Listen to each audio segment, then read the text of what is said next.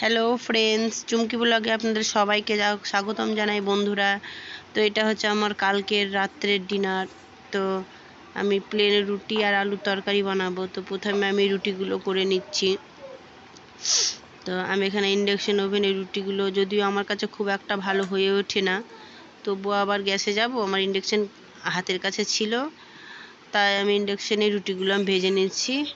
তো খুব একটা আমার কাছে ফোলে না রুটি, যদিও বা, তো যাই হোক রুটি আমার হয়ে গেছে। তো এখানে আমি আলু তরকারির জন্য ফোড়নে দিয়ে দিলাম লঙ্কা, কালো জিরে, সর্ষের তেল, সব একসঙ্গে ভালো করে গরম করে আলু দিয়ে দিলাম, নুন হলুদ দিয়ে দিলাম, ভালো করে কষিয়ে কাঁচা লঙ্কা দিয়ে জল দিয়ে রেডি আমার রাত্রের ডিনার। তো প্লেন আলুর তরকারি আর রুটি। তো বন্ধুরা, তোমরা কে কে পছন্দ করো প্লেন আলুর তরকারি রুটি? আমার তো খুব ভালো লাগে। তো ভিডিওটা ভালো লাগলে অবশ্যই কমেন্টে জানাবে। বাই বাই, টাটা, সবাই ভালো থাকবে, সুস্থ থাকবে বন্ধুরা।